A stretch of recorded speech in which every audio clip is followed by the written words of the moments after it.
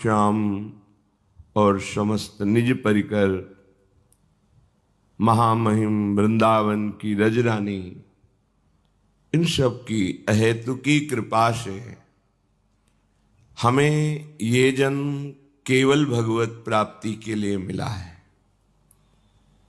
ये जो संयोग बना है, मनुष्य जन्म, विवेक प्रधान भगवत मार्ग का अनुसरण, भगवत प्रेमी महात्माओं की चरण रज में बैठकर प्रिया प्रीतम के निज जनों की, भक्त और महाभागवतों की, प्रेमी जनों की जो चर्चा है, ये हमारे हृदय के मोह जनित विकार का नाश करती है। प्रभु की चर्चा और प्रभु के जनों की चर्चा हृदय की मलिनता का नाश करके सत्य मार्ग में चलने की सामर्थ्य देती है। नहीं तो हम ऐसा विषयों में फिसल चुके हैं कि इस फिसलन से ऊपर चढ़ने की हिम्मत ही नहीं रह गई है। ऐसा लगता है यही विश्राम है, यही सुख है। अगर भगवान हैं और प्रसन्न हो तो हमारा शरीर स्वस्थ रहे और हमें खूब मनमानी भोग भोगने को मिले, ऐसी अज्ञान वृत्ति सबके हृदय में रहती है। प्रभु कृपा पात्र का हृदय परिवर्तन होता है, परिस्थिति परिवर्तन हो या ना हो। बाहरी व्यवहार में कैसी भी प्रतिकूलता अनुकूलता हो, परमार्थ के पथिक का ये दर्शन नहीं होता, ये दृष्टि नहीं होती कि बाहरी प्रतिकूलता या अनुकूलता क्या परिस्थिति है। वो हृदय की स्थिति को देखता है। सांसारिक व्यक्ति जो भोगों में अपनी बुद्धि को सुख मानकर रमण कर रहा है, वो हृदय की स्थिति को नहीं देखता, वो बाहरी परिस्थिति को देखता है। मान प्रतिष्ठा, धन संपत्ति, सुख भोग आदि। पर साधना परायण उपासक में ये बात नहीं रहती। उसके हृदय की स्थिति क्या है, वो सदैव देखता रहता है। जो हृदय की स्थिति को देखता रहता है वही इस जीवन का लाभ ले सकता है, चाहे वो गृहस्थ हो या विरक्त हो। जो बाहर की परिस्थिति को देखता है और उसी में सुखी दुखी होता रहता है, वो तो समय नष्ट कर रहा है, जीवन व्यर्थ जा रहा है। क्योंकि माया ऐसी परिस्थितियों की रचना आपके पूर्व कर्म के अनुसार करती रहेगी, जिससे आप कभी प्रभु की तरफ नहीं चल पाएंगे। निश्चित इसका प्रभाव ही ऐसा है। घूम घूम करके ये बस शब्द स्पर्श रूप रसगंध राग द्वेष इसी में फंसाती रहती है। बड़ी कृपा है जो आपको हृदय की स्थिति बदलने का अवसर मिला है। अब बाहर की परिस्थिति के लिए प्रभु से प्रार्थना मत कीजिए। भजन की अनुकूलता हृदय की स्थिति से होती है, बाहर की परिस्थिति पर ध्यान मत दीजिए। अगर बाहर की परिस्थिति में आप ध्यान देंगे तो हृदय की स्थिति आप दृढ़ नहीं कर पाएंगे। हमारा लक्ष्य है संपूर्ण हृदय प्रियालाल के सुमिरन में मगन हो जाए।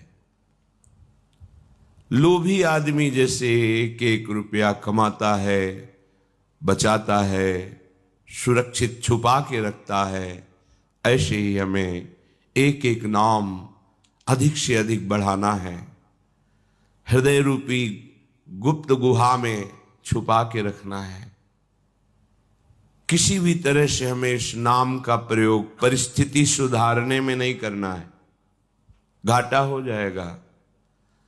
प्रायः बहिर्मुखता के कारण हम भजन का भी प्रभाव बाहर की अनुकूलता चाहते हैं। ये बाहर की अनुकूलता की मांग ही हमारा अज्ञान है, हमारा बंधन है और भगवदानंद की प्राप्ति में बहुत बाधक है। ये विचार के द्वारा आप अपने विवेक बुद्धि के बल से वापस लौटिए अपने हृदय देश की तरफ। इंद्रियों को, मन को बाहर छोड़कर बाहरी व्यक्ति के अनुकूल प्रतिकूल व्यवहार पर, बाहरी भोगों की अनुकूल प्रतिकूल वृत्तियों पर ये जो आप अपना समय नष्ट करते हैं, यही माया है, यही अविद्या है, बहुत बड़ा धोखा है। एक एक दिन निकला जा रहा है हमारे जीवन से, स्वस्थ हम बराबर शरीर को रख सकें ऐसा संभव, ये शरीर बराबर हमें साधना में साथ दे ऐसा भी असंभव। बड़ी सावधानी का विषय है। कल का दिन गया, रात्रि गई, फिर दिन होने जा रहा है, ये भी चला जाएगा। अगली रात्रि मिलेगी कि नहीं, अगला दिन मिलेगा कि नहीं, भरोसा नहीं। तो बाहर की परिस्थिति अनुकूल है या प्रतिकूल, क्या करेंगे इस विषय पर विचार करके। हमारा हृदय हृदयाराध्य प्रभु के सुमिरन में उल्लसित हो रहा है, फिर हमें और कोई आवश्यकता नहीं। इस बात को आप पकड़िए। हृदय प्रभु से विमुख है तो क्या करेगी परिस्थिति, चाहे वो अनुकूल हो, अनुकूल से अनुकूल हो, हमें क्या लाभ मिलेगा। हमारा समय ही तो नष्ट हो रहा है। और प्रतिकूल परिस्थिति है तो क्या बिगाड़ लेगी। जिसको बिगड़ना है वो तो बिगड़ेगा ही। परिवर्तनशील नाशवान शरीर ये नष्ट ही होगा। संपूर्ण जितना प्रपंच देख रहे हो ये सब परिवर्तनशील। जय श्री हरिवंश प्रपंच बंच सब, ये सब काल व्याल को खायो। यह जिय जान श्याम श्यामापद कमल संगी शिरनायो। प्रिया प्रीतम के अनुराग में उन्मत्त जो महापुरुष जन हैं, शिरनायो का तात्पर्य है उनकी आज्ञा के अनुसार चलो तो इस संपूर्ण प्रपंच में कहीं कोई भी तुम्हें छल नहीं सकता, तुम्हें दुखी नहीं कर पाएगा, तुम्हें फंसा नहीं पाएगा। नहीं, हम सब फंस जाते हैं। फंस जाने का तात्पर्य प्रभु को भूल कर अपना समय वस्तु व्यक्ति स्थान परिस्थिति के चिंतन में, सुधारने में, भोगने में नष्ट कर देते हैं। वो बड़े कृपा पात्र उपासक हैं। धन्य धन्य धन्य उनका जीवन है जो हृदय की स्थिति को देखते रहते हैं। हमारा हृदय प्रिया प्रीतम के नाम में, रूप में, लीला में, गुण में स्थित है। यही सुंदर स्थिति है। अगर हमारा हृदय बाहर के वस्तु व्यक्ति स्थान परिस्थिति में है, यही दुर्दशा है। हम अपनी दुर्दशा को सुधारें और महापुरुषों के वचनों के अनुसार हृदय की स्थिति को सुधारें। चलते हैं महाभागवत श्री कृष्ण अनुरागी पांडवों के पावन चरित्र का श्रवण करते हैं। इसमें बड़े बड़े महापुरुषों का पांडवों के साथ वार्तालाप है, जो गूढ़ विषयों पर चर्चा हुई है। भगवान श्री कृष्ण द्वैपायन व्यास देव जी ने कृपा करके हम लोगों को कैसे इस मार्ग पर चलना है, मार्ग का स्वरूप क्या है, मार्ग में चलने के लिए सामर्थ्य क्या मिलती है, ये सब उनकी कृपा से हम सबको सुनने को, मनन करने को और आचरण में उतारने को ये प्रेरणा मिलती है, अवसर मिलता है। भगवान श्री कृष्ण सुभद्रा जी और अभिमन्यु को लेकर पांडवों के पास से विदा हुए। धृष्टद्युम्न भी द्रौपदी के पांचों पुत्रों को लेकर वहां से विदा हुए।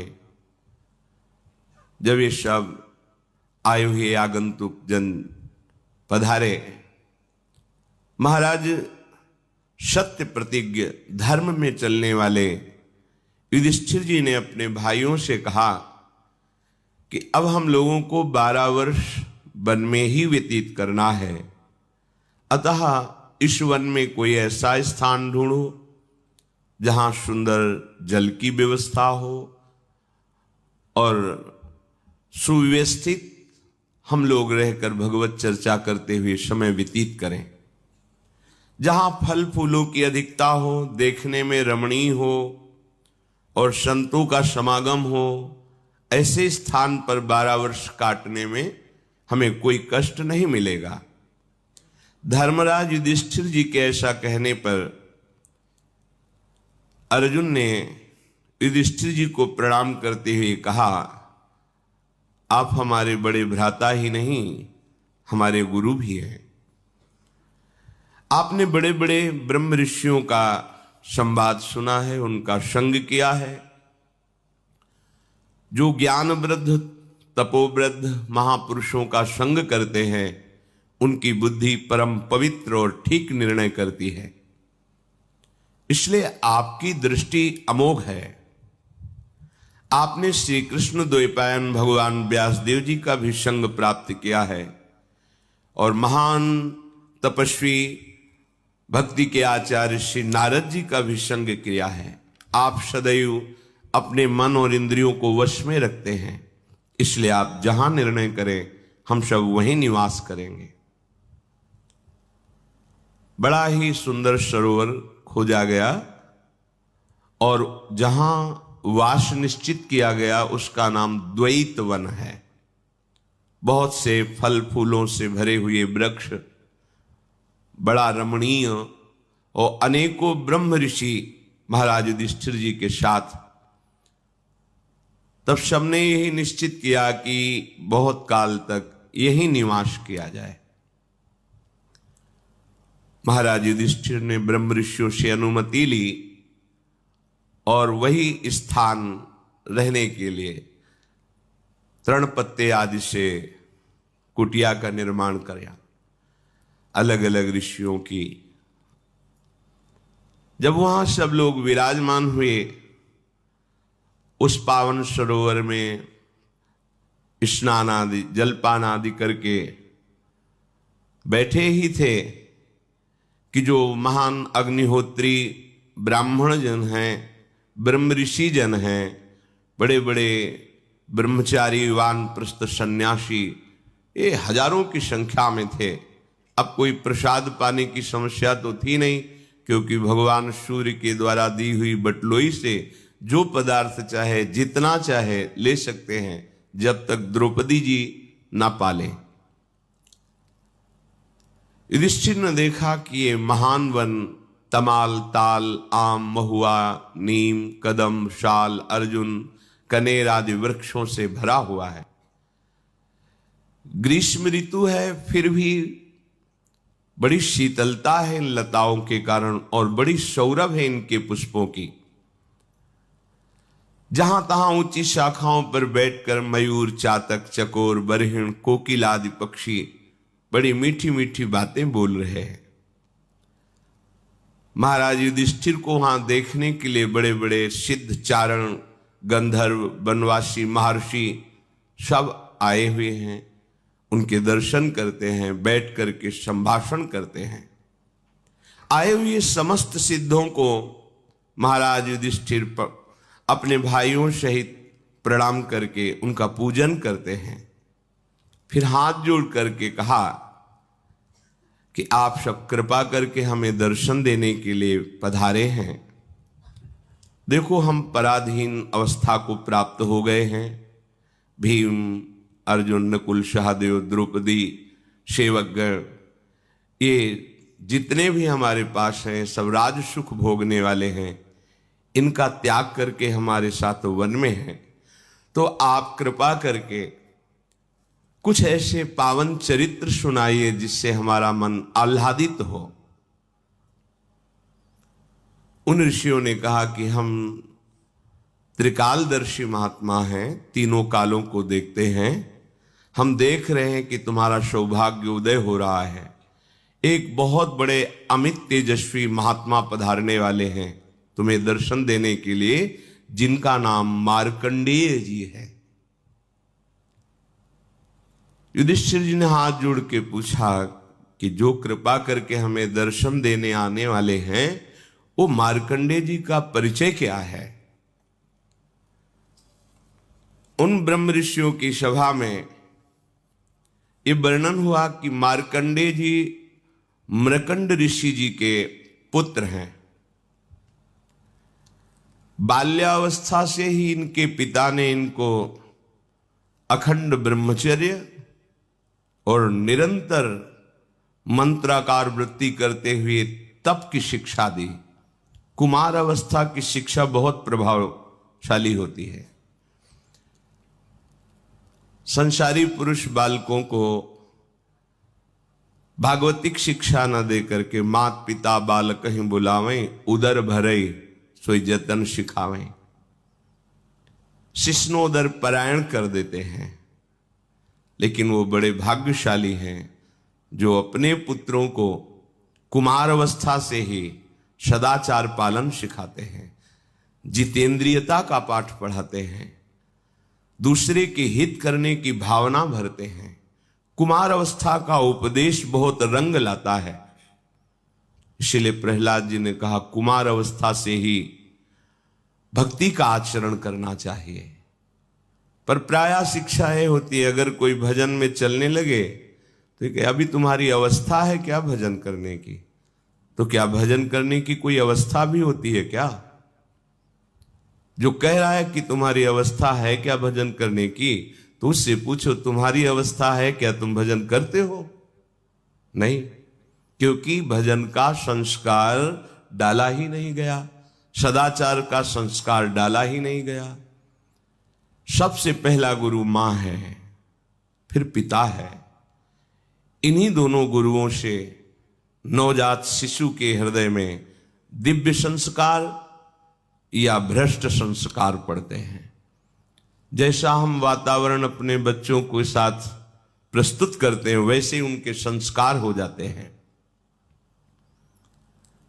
मार्कंडेय जी को मृकंड ऋषि ने जब से सुधि संभाली तो ब्रह्मचर्य का उपदेश किया, जितेंद्रियता का, मंत्राकार वृत्ति करते हुए घोर तपस्या का। पिता के बताए हुए साधन में मार्कंडेय जी विधि पूर्वक तपस्या, शास्त्रों का स्वाध्याय और आजीवन अखंड ब्रह्मचर्य का व्रत लिया। सदैव शांत भाव से रहते, सिर पर भारी जटाओं का बोझ रहता। साधु मार्ग दो ही पद्धतियों को स्वीकार करता है, या तो मुंडन और या जटा। जिनकी जैसी रुचि हो इसमें चला जा सकता है। जटा रखाना कठिन है, खुजली होना, बोझा रहना बार बार। तो शरीर से निरपेक्ष होने के लिए जो बैरागी जन है, जो जहां बढ़ रहा है छोड़ दे, भगवत चिंतन में लगे हैं। ये वो मार्ग नहीं कि रोज कटिंग सेटिंग दाढ़ी बनाना, इस शरीर भाव को पुष्ट थोड़ी करना है। जीते जी शरीर को मृत समझ करके व्यवहार करें, कब छूट जाए इसका क्या पता। तो इसलिए उनके शरीर पर जैसे उपटन साबुन आदि का प्रयोग नहीं होता, तो जल से फिर धूल जमते जमते मटमैला स्वरूप हो जाता है त्वचा का। तो जैसे राख से ढकी हुई अग्नि, ऐसा उनका स्वरूप। सिर पर भारी जटाएं और वृक्ष की छाल की लंगोटी और हाथ में कमंडल और एक जीव निवारण के लिए दंड, ये साधु का स्वरूप है। अब आपके हाथ में मोबाइल है तो लोग शंका लगेगी कमंडल है नहीं, कैसे करोगे? बाहर अगर एक दंड कमंडल, ये साधु की शोभा है और साधु का आचरण इसी में पवित्र होता है। अगर आप लघु शंका करके जनेन्द्रिय का प्रक्षालन नहीं किया, चरण नहीं धोए, आचमन नहीं किए, तो आप पवित्र नहीं है। फिर मंत्र जपने का अधिकार आपका नहीं है। उस समय हर समय साधु पवित्र रहता है, उठते बैठते जागते सोते हर समय। वो सदैव काले मृग का चर्म ऐसे धारण किए हुए, कुश की एक ऐसे बनाकर कूची सी, जहां बैठना है पहले छोटे जीवों को हटा देते फिर बैठते। आजीवन ब्रह्मचर्य के लिए बहुत सावधान रहते। प्रातः काल और सायंकाल सबको चाहिए ये सब के लिए है। भगवान सूर्य की वंदना करते हुए कुछ नाम जप करना, मंत्र जप करना, सब आचरण विहीन हमारा जीवन हो रहा है। संध्या प्रातःकालीन और सायंकालीन होनी ही चाहिए। आप कहीं भी हैं सर्विस में तो भी पता चल रहा है संध्या काल है, 2 मिनट के लिए शांत हो जाइए, मानसिक प्रभु को अर्घ्य दीजिए और नाम जप कीजिए, भुवन भास्कर को प्रणाम कीजिए। वो देख रहे हैं कि आप ऐसे व्यापार में, ऐसी नौकरी में हैं कि आप पूर्णतया अर्घदान आदि, संध्या वंदन आदि नहीं कर सकते, तो भी मानसिक भुवन भास्कर अस्ताचल को जा रहे हैं, नमस्कार करो, वही तुम्हारी बुद्धि को शुद्ध करेंगे। परम सत्य की तरफ बुद्धि का बढ़ना भुवन भास्कर की कृपा से होता है। प्रातःकालीन और सायंकालीन, और नैष्ठिक ब्रह्मचर्य को प्रातः, मध्याह्न, सायं तीनों काल की संध्याओं में, तो वो तीनों काल की संध्या करते हैं। गुरु वंदना और मानसिक प्रभु का पूजन और निरंतर स्वरूप चिंतन कि मैं वही परब्रह्म परमात्मा हूं, ऐसी आराधना करते। सायं या प्रातः भिक्षा मांग कर लाते, गुरुदेव के चरणों में समर्पित कर देते और हाथ जोड़कर खड़े रहते। गुरुजी की इच्छा होती तो उस भिक्षान्न से उनको कुछ भाग दे देते, नहीं इच्छा होती तो इशारा पाकर उपवास करते हुए भजन करते। मार्कंडेय जी ने इस प्रकार तपस्या और भजन स्वाध्याय में बहुत वर्ष व्यतीत किए। ऐसी आराधना में तन्मय हुए कि उन्होंने मृत्यु पर विजय प्राप्त कर ली, मृत्यु को परास्त कर लिया, जिसको जीतना बड़े बड़े योगियों के लिए बहुत कठिन है। मार्कंडेय जी जब मृत्यु पर विजय प्राप्त की तो ब्रह्मा, भृगु, भगवान शंकर, दक्ष प्रजापति, अन्य बड़े बड़े देवता, पितर सभी आश्चर्यचकित हो गए। इनकी मंत्राकार वृत्ति, आजीवन ब्रह्मचर्य, परम पवित्रता, तपस्या, त्रिकाल संध्या, इसके प्रभाव से मृत्यु पर विजय देख करके सब आश्चर्यचकित हो गए। कहीं किंचन मात्र हृदय में कोई अन्य चिंतन नहीं, कोई क्लेश चिंतन नहीं, इंद्रियातीत स्थिति। ये जो भी भजन करता है वो इसी तरह आगे बढ़ता है। पर आप विषयों को सुख मानकर जब अपने भजन पद्धति को शिथिल कर देते हैं तो आप योग्यता खो देते हैं परमानंद की। नहीं तो जिए काल बस ना परे, सेवक जी कह रहे हैं। मृत्यु क्या, समुझ जे आए शरण ते डरत ना काल डर। काल विजयी हो जाता है भक्त। मार्कंडेय जी के हृदय में महायोग उपस्थित है। महायोग, किंचन मात्र कोई भी मन में अन्य स्फुरणा ही नहीं, केवल सच्चिदानंद भगवान। 6 मनवंतर व्यतीत हो गए भजन करते हुए, 6 मनवंतर।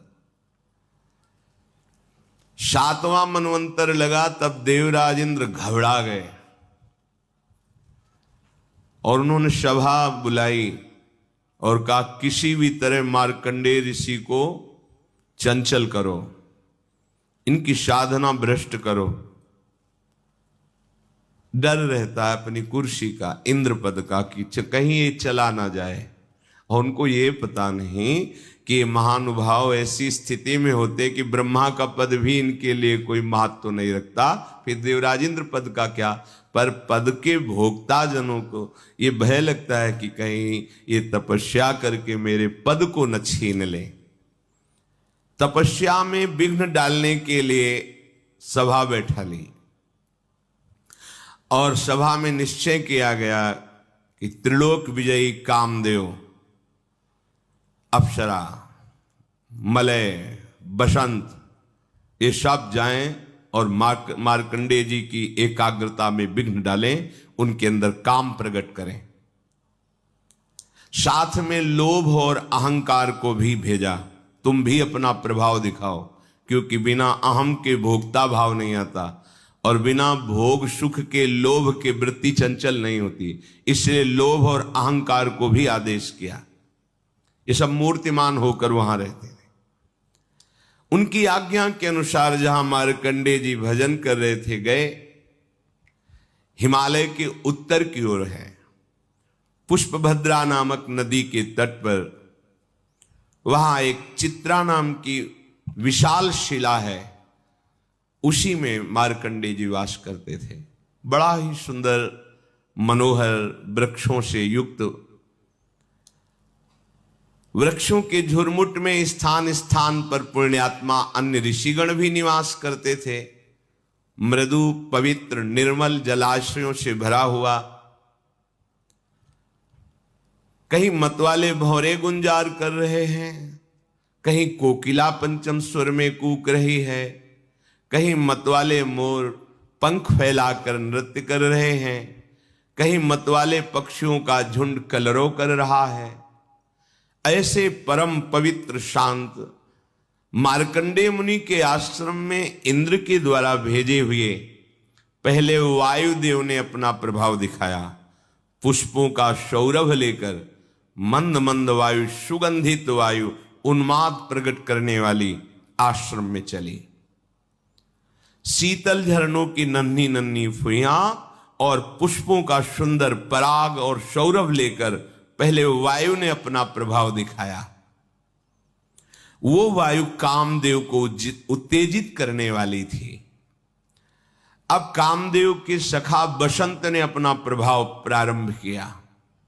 संपूर्ण सुहावना मौसम, संध्या का समय था। भगवान चंद्रदेव उदित होकर के अपनी शीतल किरणों का विस्तार कर रहे थे। शास्त्र शास्त्र लताएं वृक्षों का आलिंगन की हुई धरती पर झुक रही थी। नई नई कोपलें, सुंदर सुंदर रसीले फल, फूलों के गुच्छे ऐसे शोभायमान हो रहे थे। बसंत का साम्राज्य संपूर्ण वन को बहुत ही सुंदर कर दिया। अब कामदेव ने प्रवेश किया। उनके साथ विशेष गायन के द्वारा मोहित करने वाले गंधर्व और ऐसा ताल से संगीत बजाने वाले जिससे उन्मत्तता चढ़ जाए, और स्वर्गीय अप्सराएं, और उनके बीच में 5 बाण संधान करने वाला कामदेव, हाथों में पुष्पों का धनुष और 5 बाण। मार्कंडेय जी भगवान के चिंतन में तन्मय थे। उनके नेत्र बंद थे, पर तेज ऐसा था मानो जाज्वल्यमान अग्नि की ज्वाला ही विराजमान हो। एक बार देखकर पूरा परिकर काम का भयभीत हो गया कि कहीं कोई ऐसी त्रुटि हो गई तो भस्म ही कर देंगे। इनको तो पराजित करना देख के ही लगता है बहुत कठिन है। इंद्र ने आज्ञा करी, सब अपना प्रभाव दिखाइए। बहुत ही मनोमोहक उन्माद पैदा करने वाला संगीत बजने लगा। गंधर्वगण मन को लुभायमान करने वाले गान करने लगे और अप्सराएं नृत्य करने लगी। मृदंग, वीणा, ढोल आदि मनोहर स्वर में बजने लगे। कामदेव ने क्रोधित होकर पुष्प निर्मित धनुष पर 5 बाण चढ़ाए। शोषण, दीपन, सम्मोहन, तापन, उन्मादन। जब काम का पहला बाण चलता है तो एक शरीर में विशेष प्रकार की ऐंठन प्रकट होती है। वेदना उद्दीपित होती, दीपन, भोग की इच्छा प्रकट होना। सम्मोहन, अब इच्छा दृढ़ इच्छा के रूप में प्रकट, अब वो विचार शून्य हो गया। तापन, ऐसी आग लगी कि उन्माद चढ़ गया। अब वो रुक नहीं सकता। कोवा मदांधो मदना तुरोवा, ये 5 बाण अपना संधान करके कामदेव ने महर्षि मार्कंडेय जी पर निशाना लगाया। इधर अप्सराएं, गंधर्व, बसंत, लोभ अहंकार, ये उनके मन पर अपना प्रभाव दिखाना प्रारंभ किए। पुंजिकस्थली नाम की बड़ी ही सुंदर अप्सरा अपने हाव भाव प्रकट करने लगी। मार्कंडेय जी कुछ भी नहीं देख रहे, कुछ भी उनको अभी प्रभाव नहीं पड़ा है, शांत वैसे बैठे। उसने समझा कि अब मैं मार्कंडेय मुनि को जीत ही लूंगी। उस अप्सरा ने, कामदेव ने 5 बाण मार्कंडेय जी पर प्रहार किए, परंतु इन सब का उद्योग निष्फल रहा। वो जैसे भगवान के चिंतन में थे वैसा ही चिंतन चलता रहा। जैसे किसी अभागे का पुरुषार्थ प्रयत्न विफल जाता है, ऐसे ही कामदेव, बसंत, मलय मारुत, गंधर्व, अप्सरा, लोभ, अहंकार सब का प्रभाव निष्फल रहा। मार्कंडेय मुनि अपरिमित तेजस्वी भगवान के चिंतन में तन्मय थे। बार बार प्रयास किया कामदेव ने, अप्सरा ने, पर उनका चित्त ही बहिर्मुख नहीं हुआ। बहिर्मुख माने मतलब बाहर का दर्शन। अब तो उनकी तपस्या के तेज से सबके हृदय में भारी जलन पैदा हो गई। उनको पता ही नहीं है, पर यह प्रभाव होता है। सब भाग पड़े वहां से, जैसे छोटा बच्चा सांप को देख के भाग पड़े, ऐसे काम, अप्सरा, गंधर्व सब भाग पड़े। मार्कंडेय जी को पता ही नहीं चला, जाना ही नहीं कि कोई आया था, कोई कुछ किया है। निरंतर भगवदाकार वृत्ति। ये भजन में ऐसे डूबना चाहिए कि बाहर की परिस्थिति का पता ही ना चले, हृदय की ऐसी स्थिति हो जब रत्ती भर भी विचलित नहीं कर सके और किंचन मात्र कोई अहंकार का प्रभाव नहीं पड़ा। जैसे देव ऋषि नारद जी ने लीला में थोड़ा दर्शाया कि काम का प्रभाव तो नहीं पड़ा, पर अहंकार का प्रभाव पड़ गया कि मैं काम विजयी हूं, इसीलिए फिर वो लीला बदल गई। ये भगवान के भजन करने वाले महापुरुषों के लिए कोई आश्चर्य वाली बात नहीं है। ये खास बात है, जो भगवान के भजन में है तो ये कोई आश्चर्य वाली बात नहीं है। देवराज इंद्र ने देखा कि हमारी सेना तो निस्तेज, हतप्रभ और क्लेशित होकर लौट आई है। बड़े प्रभावशाली मार्कंडेय जी हैं। उन्हें बड़ा आश्चर्य हुआ और उन्होंने मन ही मन मार्कंडेय जी को प्रणाम किया और क्षमा मांगा। मार्कंडेय जी तपस्या, स्वाध्याय, धारणा, ध्यान, समाधि, चित्त की परम एकाग्रता की स्थिति में थे। अब उन पर कृपा प्रसाद की वर्षा करने के लिए मुनिजन नयन मनोहारी नरोत्तम भगवान प्रकट हुए। इससे ऐसा संकेत मिलता है कि भगवान के दर्शन के पहले आपको बहुत कुछ दर्शन कराया जाएगा। लोक लोकांतर की भोग सुविधाएं, यश, कीर्ति, नाम, प्रतिष्ठा, सिद्धियां, अगर आप इनमें से कहीं भी फंस गए तो समय लगेगा, और अगर नहीं फंसे तो इसी के तत्काल बाद आपको भगवत साक्षात्कार हो जाएगा। भारी विपत्ति या भारी संपत्ति, किसी में लुभायमान नहीं होना। महाभागवत भक्त का लक्षण है। त्रिभुवन की राज्य लक्ष्मी देने पर भी आधे पल के लिए, आधे क्षण के लिए अपने प्रभु का विस्मरण ना करना। जीत गए, जीत गए, कोई नहीं परास्त कर सकता। आप हृदय में देखिएगा इस बात को कि जब कोई विकार आपके ऊपर प्रभाव डाल रहा है तब आप भगवत विस्मरण कर रहे हैं। देख लीजिए, उसका काम है, पहले भगवत विस्मरण होगा, पहले रुकेगा भजन, तब वो अपना प्रभाव दिखाएगा। अगर भजन चल रहा है फिर किसी की ताकत नहीं कि आपको परास्त कर सके। भगवान 2 रूप में प्रकट हुए, नर नारायण के रूप में। उनमें से नर भगवान का शरीर गौर वर्ण और नारायण भगवान का शरीर श्याम वर्ण। दोनों के नेत्र खिले हुए कमल के समान कोमल, विशाल, करुणा बरस रही है। अद्भुत अजान बाहु, लंबी भुजाएं और मृग चर्म पहने हुए हैं। एक वृक्ष की छाल और एक मृग चर्म, हाथों में कुश लिए हुए हैं।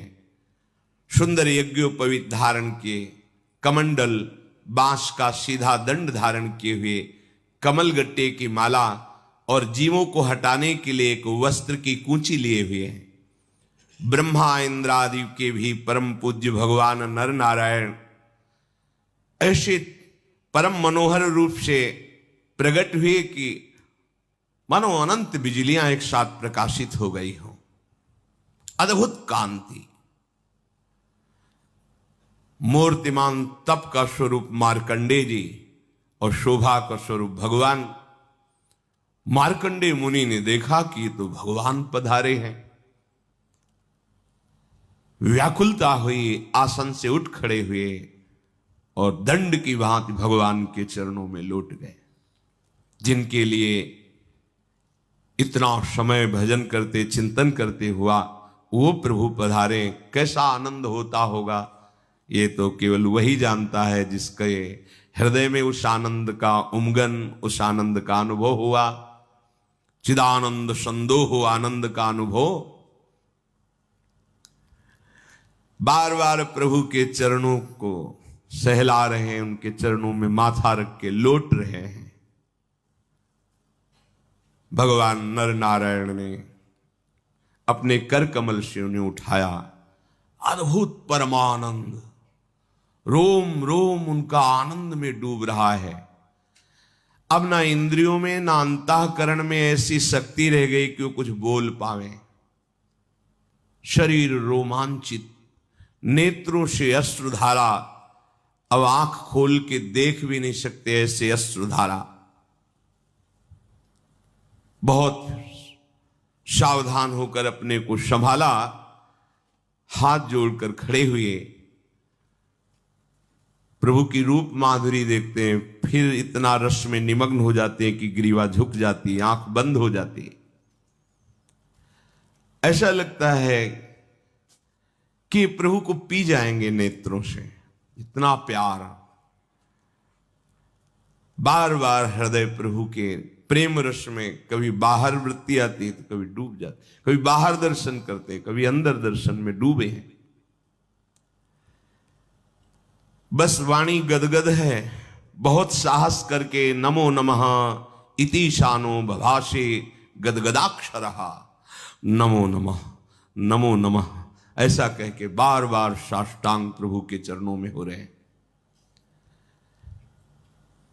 फिर साहस किया, सुंदर आसन, उस पे पुष्प बिछाए, प्रभु को विराजमान किया, चरण पखारे, चरणोदक पान किया, हाथ प्रक्षालन करके फिर अर्घ अर्पित किया, फिर श्रीअंग पर चंदन लगाया, फिर फूलों की माला धारण कराई, फिर धूप से उनकी पूजा की। जब भगवान नर नारायण सुखपूर्वक आसन पर विराजमान हुए तो मंद मुस्कुराते हुए मार्कंडे जी पर कृपा दृष्टि की वर्षा कर रहे हैं। मार्कंडे जी को जो सुख प्राप्त हो रहा है, ये बिना भजन करे आप भावना भी नहीं कर सकते कि कैसा सुख मिल रहा होगा। पुनः प्रभु के चरणों में लौट गए। यही दशा होती है। बार बार प्रभु के चरणों को मस्तक से लगा रहे, फिर हाथ जोड़कर बैठ जाते, फिर रूप माधुर्य दर्शन, फिर अहो भाग्य। प्रभु की कृपा से उनमें पुनः साहस आया और हाथ जोड़कर प्रार्थना की, प्रभु मैं तो अल्पज्ञ जीव हूं। देखो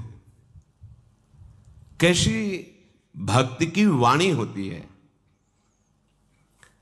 6 मनवंतर एकाग्र चित्त होकर भजन में डूबे हुए हैं और क्या कह रहे हैं, मैं अल्पज्ञ जीव हूं, भला हे अनंत महिमा वाले प्रभु, मैं आपकी महिमा का क्या वर्णन करूं।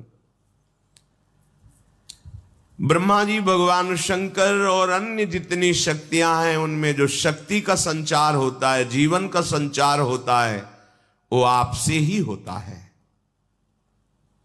फिर भी वाणी, मन, इंद्रियां, वो इतनी समर्थ उनकी भी नहीं है कि आपकी पूर्ण महिमा का वर्णन कर सके। प्रभु जो आपकी महिमा का वर्णन करते हैं, उनमें जो विचार शक्ति आती है, जानने की शक्ति आती है, वो उतनी आती जितना आप देते हैं। आप सबके हृदय में प्रेरणा करने वाले परम स्वतंत्र परमात्मा हैं, और ऐसे परम स्वतंत्र परमात्मा को भजन करने वाले भक्तजन अपने प्रेम बंधन में बांध कर रखते हैं। ऐसे परम स्वतंत्र न सिर पर कोई, ऐसे प्रभु को सुमिर पवन सुत पावन नामू, अपने बस करी राखे रामू।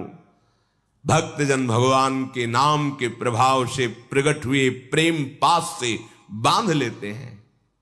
जय श्री भट्ट प्रेम रस बंधन, क्यों छूटे दृढ़ फंद। ऐसे प्रेम फंदे में प्रभु को फांस लेते हैं कि परम स्वतंत्र हरि उनके पीछे पीछे डोलते हैं। भक्तन पीछे यो फिरे, ज्यो बछड़ा संग गाए। प्रभु आपने केवल विश्व की रक्षा के लिए जैसे मत्स्य कूर्म आदि अनेकों अवतार ग्रहण किए, वैसे ही आपने ये रूप धारण किया है भगवान नर नारायण का रूप। त्रिलोकी की दुख निवृत्ति केवल आपके चरणों से होगी। सब दुख निवारण करना चाहते हैं, पर भगवान से विमुख होकर, संसार में रत रहकर, भोगों में रत रहकर नहीं। अगर दुख से छूटना है तो उपाय है भगवान श्री हरि के चरणों का आश्रय लेकर निरंतर भजन। विश्व के प्राणियों को अगर कोई दुख से, मृत्यु से, जन्म मरण से बचा सकता है तो नाथ केवल आप बचा सकते हो। मामेव ये प्रपद्यन्ते माया में ताम तरन्ति ते, स्वयं भगवान कह रहे हैं। प्रभु आप तो रक्षा ही रक्षा करते हैं। अगर प्रभु किसी को उद्धार लीला में मारते दिखाई देते हैं तो जो बड़े बड़े ऋषि मुनि तपस्या करके पद चाहते हैं, वो पद उन्हें प्रदान करते हैं। प्रभु आपने इस विश्व को अपने से प्रकट किया है, अपने में ही रख रहे हैं, अपने में ही लय कर लेते हैं। आप चराचर का पालन और नियमन करने वाले हैं। बस मैं तो आपके चरणों में बार बार प्रणाम करता हूं। जो आपके चरण कमलों की शरण ग्रहण कर लेता है, बहुत ध्यान से सुनिए, बड़ी महिमा की बात कह रहे हैं। जो आपके चरण कमलों की शरण ग्रहण कर लेता है, उसे कोई कर्म नहीं बांध सकता, उसे कोई माया गुण, सतोगुण, रजोगुण, तमोगुण ये क्लेश नहीं दे सकता, और उसे काल स्पर्श भी नहीं कर सकता। वेद के मर्मज्ञ ऋषि मुनि आपकी प्राप्ति के लिए निरंतर आपका चिंतन, स्तवन, बंदन, पूजन, ध्यान किया करते हैं। हे प्रभु, जो आपसे विमुख है उनके चारों तरफ भय का ही बोलबाला है, भय ही भय, कहीं सुख नहीं है। बड़े अभिमान से युक्त होकर खूब धन कमाया, समाज में बड़ी प्रतिष्ठा और जमींदार ऐसा। अब दूसरा पक्ष उनके खेत के पास से मार्ग निकाल रहा है, वाह अस्त्र शस्त्र लेके जाते, अभिमान है। बातचीत हुई, उनको मार दिया, उनको पकड़ करके सरकारी कानून के अनुसार सजा हुई, खत्म जीवन। क्या रह गया? भय ही भय। तुम्हारा सब भी अहंकार जनित कमाया हुआ धन, वैभव, सम्मान अगर प्रभु से विमुख हो तो तुम्हें सुख नहीं प्रदान कर सकता। सुख तो मिलता है प्रसाद से। जो भगवद अर्पित जीवन, भगवद अर्पित विषय है, वो बांधने वाला नहीं होता। वो विषय सुख प्रदान करता है और भगवान की भी प्राप्ति कराता है। प्रभु चारों ओर जिधर देखो भय ही भय है, किस पर विश्वास करें? सब स्वसुख वांछा से, तो फिर विश्वास कहां? औरों की तो बात क्या है, आपके काल स्वरूप से ब्रह्मा भी भयभीत रहते हैं, क्योंकि उनकी आयु भी सीमित केवल 2 परार्ध है। फिर ब्रह्मा के बनाए हुए इस भौतिक जगत में कौन ऐसा है जो आपसे विमुख होकर निर्भय हो सके? ऐसी अवस्था में आपके श्री चरण कमलों की शरण ग्रहण करने के अतिरिक्त और कोई मार्ग नहीं है परम सुख का, परम कल्याण का, परम शांति का। यही हमने संतों की समझ से समझा है और आपकी कृपा से यही हमारे हृदय में स्थित है। हे मोक्ष स्वरूप प्रभु, आपको बार बार नमस्कार है।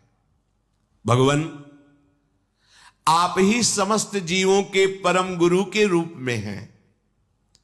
सबसे श्रेष्ठ और सत्य ज्ञान का स्वरूप आपसे ही प्रकाशित होता है।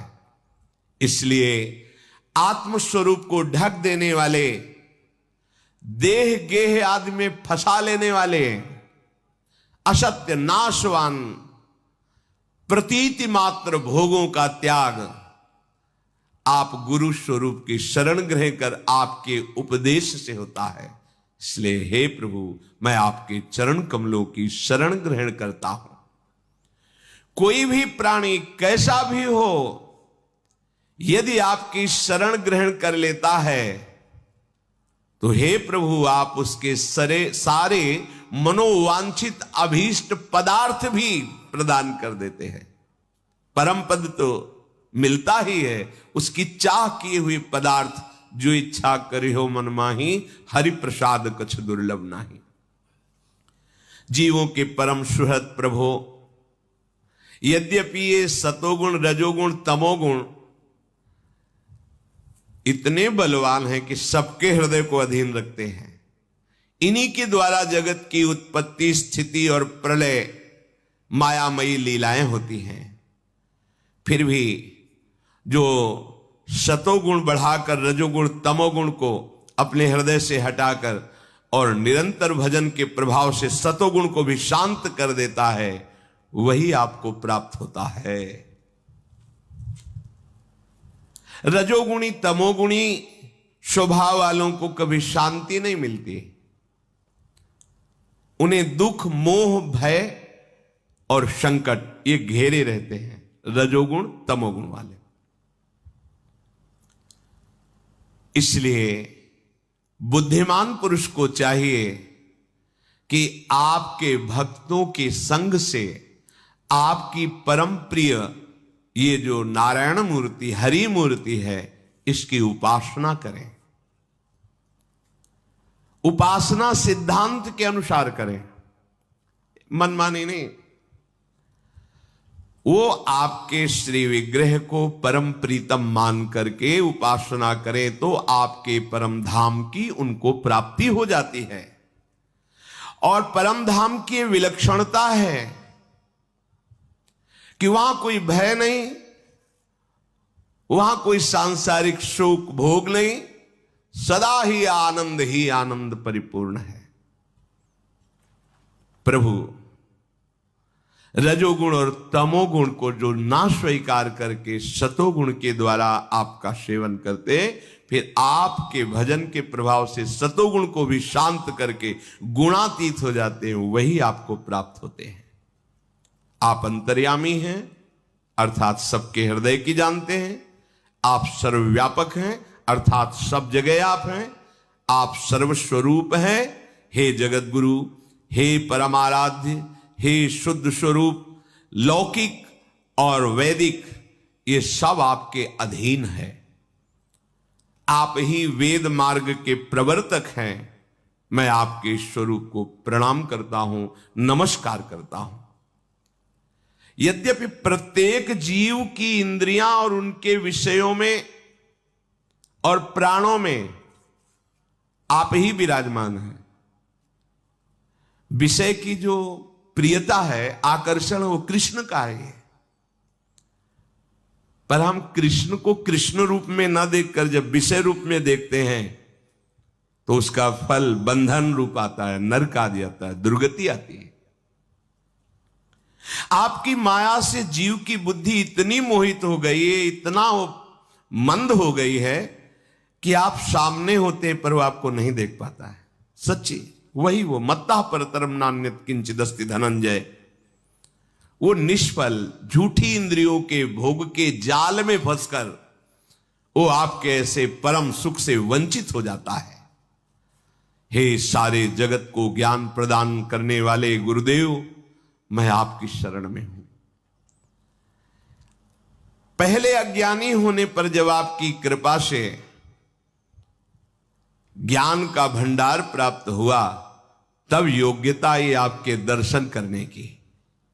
प्रभु, आपका साक्षात्कार ज्ञान से ही होता है। ज्ञान का तात्पर्य होता है मेरे तो गिरधर गोपाल दूसरो न कोई। जब तक दूसरा कोई है तब तक अज्ञान है।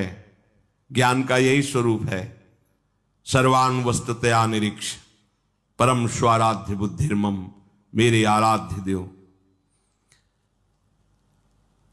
प्रभु, यह ज्ञान का रहस्य आपकी कृपा से ही प्रकट होता है। या रहस्य रघुनाथ कर बेग न जाने कोई, जो जाने रघुपति कृपा तो सपने मोह न होए। ब्रह्मा आदि बड़े बड़े प्रतिभाशाली मनीषी आपकी इस माया में, मोह में फंसकर कभी कभी आसक्त हो जाते हैं। हे लीला विहरी, अगर कुछ भी किसी को कभी प्राप्त हुआ है तो आपकी कृपा से प्राप्त हुआ है। प्रभु, आप विज्ञानानंद घन हैं। हे पुरुषोत्तम, मैं आपकी शरण में हूं। आपको बार बार प्रणाम करके बस आपके चरणों का आश्रय लेता हूं। जब भगवान श्री हरि की ऐसी वंदना मार्कंडेय जी ने की तो भगवान ने कहा, प्रिय सम्मान्य ब्रह्मर्षि शिरोमणे, तुम चित्त की एकाग्रता और तितिक्षा, कष्ट सहने की सामर्थ्य को और संयम और मेरी अनन्य भक्ति को प्राप्त करके तुम सिद्ध हो गए हो। चित्त की एकाग्रता और कष्ट सहने का धैर्य और इंद्रियों का संयम और मेरी अनन्य भक्ति, इससे तुम सिद्ध हो गए हो। तुम्हारे इस आजीवन शुद्ध ब्रह्मचर्य निष्ठा को देखकर हम बहुत प्रसन्न हैं। तुम्हारा कल्याण हो। मैं समस्त वर देने वालों का भी वर देने वाला स्वामी हूं, इसलिए तुम्हें जो इच्छा हो मांग लो। मार्कंडेय मुनि ने कहा, देव देवेश शरणागत भयहारी, हे भगवान अच्युत, आपकी जय हो, जय हो, जय हो। हमने तो आपका जो साक्षात्कार पाया, दर्शन पाया, यही दुर्लभ वस्तु हमारे हृदय में थी कि हमें कब प्रभु के दर्शन मिलेंगे। प्रभु, अब हमारे हृदय में कोई इच्छा नहीं रहे। ब्रह्मा शंकर आदि देवगण बड़ी एकाग्रता और बड़ी मनोनिग्रह से जब आपका चिंतन करते हैं, आपकी झांकी पाते हैं, तो प्रेम पुलकित और कृतार्थ हो जाते हैं। आज वही प्रभु मेरे नेत्रों के सामने विराजमान है। मैं धन्य हो गया, धन्य हो गया। अब मुझे क्या चाहिए प्रभु? जब आप मिल गए तो और क्या चाहिए? भगवान मुस्कुराए। मार्कंडेय जी ने कहा कि आप चाहते हैं कि मैं आपसे मांगूं, तो फिर आपकी आज्ञा का पालन करना चाहिए। तो प्रभु, मैं ये देखना चाहता हूं कि आपकी माया क्या है। संपूर्ण माया को देखना चाहता हूं। ये माया चराचर जगत को कैसे भ्रम में फंसाए हुए है, ये मैं देखना चाहता हूं। इससे आपकी आज्ञा का पालन भी हो जाएगा। मार्कंडेय जी ने जब ऐसा कहा तो भगवान हंस पड़े, क्योंकि जब कोई मिला है तो यही मांगा है कि कभी माया अब हमें फंसाए ना, हमारे सामने ना आवे। और मार्कंडेय जी कह रहे मैं देखना चाहता हूं क्या है आपकी माया, क्योंकि बचपन से भजन में लगे हैं, माया का कोई प्रभाव ही नहीं, तो क्या है आपकी माया, मैं देखना चाहता हूं। भगवान हंसते हुए कहा ठीक है, ऐसा ही होगा, तुम देख पाओगे मेरी माया को। इसके बाद भगवान अंतर्धान हो गए। मार्कंडेय जी अपने आश्रम में रहकर इस बात का चिंतन कर रहे हैं कि भगवान कह रहे थे माया दिखाएंगे, अभी तक तो दिखाया नहीं। मार्कंडेय जी की जिधर दृष्टि जाती, चाहे सूर्य में, चंद्रमा में, अग्नि में, जल में, पृथ्वी में, वायु में, आकाश में या अंतःकरण में, अब उनको सब जगह भगवान ही भगवान दिखाई देते हैं। जित देखूं तित श्याममयी है। तो माया कैसे दिखाई दे? ऐसे हृदय में कहीं माया प्रवेश करती? कभी कभी उनकी प्रेम ऐसी दशा हो जाती है, शुभ प्रवाह करते हुए जोर जोर से भगवान को पुकारते, इतना प्रेम में डूब जाते कि अब आगे की दिनचर्या क्या है होश ही नहीं, क्या करना है, कैसे करना है, कुछ सुधी नहीं। पर एक बात अंदर बनी रहती कि भगवान से कहा था माया दिखा दो, कह रहे थे कि ठीक है ऐसा ही हो, अंतर्धान हो गए। एक दिन की बात है कि वो पुष्पभद्रा नदी के तट पर आसन पर बैठे हुए भगवान का चिंतन कर रहे थे। उसी समय उन्होंने देखा बड़ी भयंकर आंधी आ रही है और बहुत ही गर्जना पूर्वक वो वायु बढ़ रही आंधी। इतने में ही देखा विकराल बादल आ गए, बिजली कड़क रही है और रथ के धुरे के समान मोटी मोटी धार जल की वर्षा हो रही।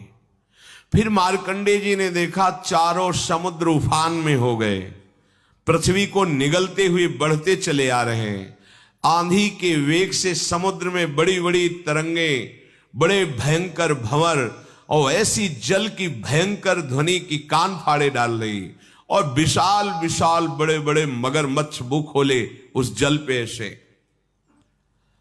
उस समय बाहर भीतर चारों ओर जल ही जल हो गया, पूरी सृष्टि जल में डूब गई। कहीं न पृथ्वी, न स्वर्ग, न ऊपर न नीचे, कुछ नहीं, केवल जल ही जल और भयंकर बिजली की कड़कड़ाहट और वेग भरी आंधी। मार्कंडेय जी घबरा गए। जल प्रलय वाले स्वरूप में, जैसे महाप्रलय में जल की स्थिति होती, उद्भिद स्वेदा जंड जरायु सब प्राणी जल में डूब गए। मार्कंडेय जी भयभीत उदास हो गए। देखो जहां स्वयं माया का प्रवेश नहीं हो सकता, वहां माया धीश के संकल्प से माया का प्रभाव।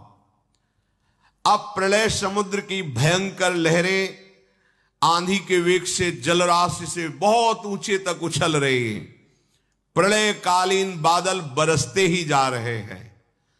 दीप वर्ष पर्वतों के साथ सारी पृथ्वी समा गई, जल ही जल। पृथ्वी, अंतरिक्ष, स्वर्ग, ज्योतिर्मंडल, ग्रह, नक्षत्र, तारा, दिशाएं, तीनों लोक जल में। बस उस समय केवल महामुनि मार्कंडेय जी बचे हुए हैं, अपने आसन पर बैठे हुए, सब जल ही जल। अब भागे कि कहां जाऊं, ये तो बहुत बड़ी तरंगे समुद्र की हमको भी डुबा देंगी। आसन जो ही छोड़ा प्राण बचाने के लिए भागे, तरंगों ने उनको घसीट लिया जल में। अब बड़े बड़े मगरमच्छ टूट पड़े मार्कंडेय जी के ऊपर, बड़े बड़े तिमिंगल मच्छ उनको लील रह गए। हवा का झोंका, थपेड़े, फिर उलट गए, जल में आ गए, फिर भटक रहे, बेहोश हो रहे, थक रहे हैं। तरंगों में कभी आकाश के समान उछलते, कभी नीचे चले जाते हैं। भयानक दुख। जल के जितने भयानक जंतु, कोई निगल जाता है, कोई उगल रहा है, कोई घसीट रहा है, उनको कोई नोच रहा है, कभी किसी का शिकार बन जाते हैं।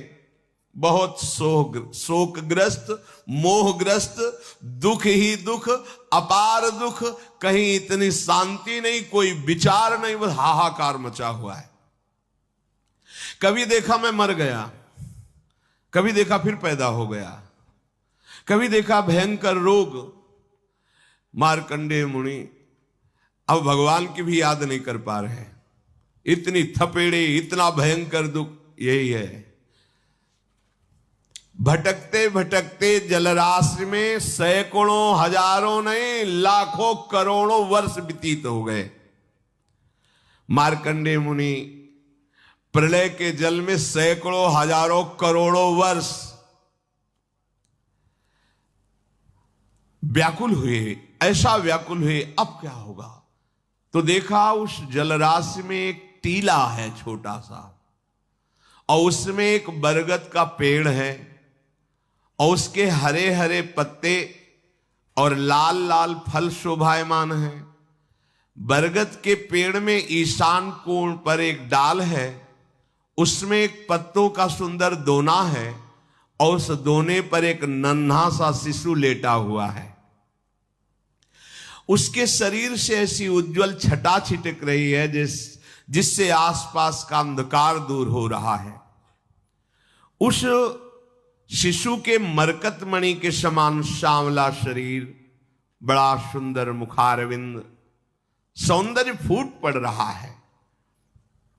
गर्दन शंख के समान उतार चढ़ाव वाली चौड़ी छाती, सुंदर नाक, मनोहर भौहें, काली घुंघराली अलकें, और श्वास लेने पर हिलती हुई अलकें। कानों में सुंदर कुंडल, ओंठों की बड़ी ही सुंदर कांति, और वो बालक देखकर मुस्कुरा रहा है। करारविंदेन पदारविंदम मुखारविंदे विनिवेशयंतम वटस्य पत्रस्य पुटे शयानम बालम मुकुंदम मनसा स्मरामि। भगवान बाल मुकुंद देखकर मार्कंडेय जी के घबराहट को मुस्कुरा रहे हैं, और इस मुस्कुराहट से बड़ा सुख मिला मार्कंडेय जी को। बड़ी गंभीर नाभि, छोटा सा पेट, पीपल के पत्ते की तरह चिकना, श्वास लेने पर बल पड़ जाता है पेट पर, नन्हे नन्हे सुंदर छोटे हाथ, छोटी छोटी अंगुलियां, और वो प्रभु अपने कर कमल से, दोनों कर कमल से दाहिने चरण कमल को पकड़ के उसका अंगूठा मुख में डाल के चूस रहे हैं। बाल गोविंद करारविंदेन पदारविंदम मुखारविंदे विनिवेशयंतम। मार्कंडेय मुनि ये दर्शन पाकर, जो अभी तक प्रलय की थपेड़ों में, जल के जंतुओं में क्लेश पा रहे थे, थोड़ा शांति मिली, थोड़ी थकावट मिटी, आनंद हुआ, हृदय प्रसन्नता की तरफ बढ़ा। अब मन में सोचने लगे कि ये बालक इतनी प्रलयकालीन जलराशि में बट वृक्ष के पत्ते के दोने में कैसे विराजमान है। तो सोचा चलो तैर कर इसके समीप चलते हैं, इससे कुछ पूछते हैं। तो अभी समीप पहुंच ही नहीं पाए थे कि शिशु ने ऐसा श्वास लिया कि मार्कंडेय जी उनके श्वास के साथ पेट में चले गए। जैसे अपने लोग लंबी सांस लें, कोई मच्छर आ जाए तो फिर सीधे ही चला जाएगा, ऐसे ही मार्कंडेय जी अंदर चले गए पेट में। और पेट में जाके देखा तो फिर वही आश्रम, उसी आसन पे बैठे, फिर वही प्रलय की जल राशि, वही वर्षा पेट के अंदर। अब विचित्र दृश्य देखकर आश्चर्यचकित हो गए। वो विचार नहीं कर पा रहे कि बाहर वाला दृश्य और अंदर वाला दृश्य क्या है। वही अंतरिक्ष, ज्योतिर्मंडल, पर्वत, समुद्र, द्वीप, वर्ष, दिशाएं, देवता, दैत्य, वन, देश, नदियां, नगर, खाने, ये सब का सब भगवान के उदर में देखा। मैया को भी दिखाया था। लालजू महाराज से कहते, दाऊ दादा ने कहता ने मिट्टी खाई, मुख खोल, छड़ी लगे, खोल मुख। मैंने नहीं खाई। वो खोल तो सोच रहे काहे को मुंह खोले, मैया डर जाएगी। दिखा अनंत ब्रह्मांड भगवान की। कहां तक कहें, संपूर्ण विश्व अंदर पेट में परम सत्य दिखाई दे रहा है मार्कंडेय जी को। फिर दिखाई दिया कि हिमालय पर्वत, पुष्पभद्रा नदी तट पर आश्रम, वहां ऋषि और वहां मैं भी बैठा हूं। वो सोच रहे हैं कि सत्य क्या है, बाहर वाला आश्रम, प्रलय की जलराशि या अंदर ये सब। ऐसा सोच ही रहे थे कि फिर श्वास बाहर छोड़ी तो फिर उसी प्रलय वाले जल में बाहर आ गए। फिर वही बड़े बड़े मगरमच्छ उनको बाहर से देखा तो फिर वही वृक्ष टीले पर दिखाई दे रहा है, और उस बालक की मंद मुस्कान, प्रेम भरी चितवन। मार्कंडेय जी इंद्रियातीत भगवान की इस मायामय वैभव को देखकर बहुत घबरा रहे। सोचा अब इस बालक को ही हृदय से ऐसे पकड़ लेंगे, क्योंकि इसके दर्शन से सुख मिलता है, तो मुझे ये जो भय प्राप्त हो रहा है हट जाएगा। भगवान केवल योगियों के नहीं, स्वयं योग के भी स्वामी हैं। सबके हृदय में भगवान छुपे हुए हैं। कोई भजन करके ही उनको ढूंढ लेता है, बाहर नहीं, हृदय में भगवान है। मार्कंडेय मुनि प्रयास करने लगे भगवान के समीप पहुंचने का पुनः, तो भगवान अंतर्धान हो गए। न वो टीला है, न वो वृक्ष है, न वो बालक है, वही जलराशि।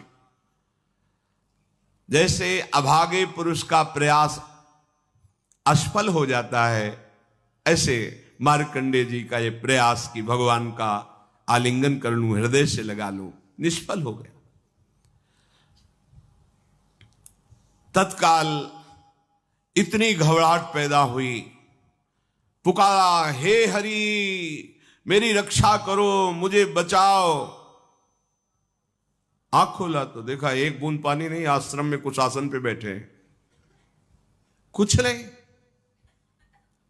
कल्पों व्यतीत हो गए, कुछ नहीं, अभी तो आसन से भी नहीं उठे हैं, एक बूंद पानी नहीं। कोई कपड़ा ऐसे भी देख रहे हैं कि कहीं कुछ गीला, कुछ नहीं। यह है भगवान की माया। इसी को भगवान शिव कह रहे, उमा कहूं मैं अनुभव अपना, अपना अनुभव कह रहा हूं। सत हरि भजन जगत सब सपना। मार्कंडेय जी को माया ने क्या दिखा दिया?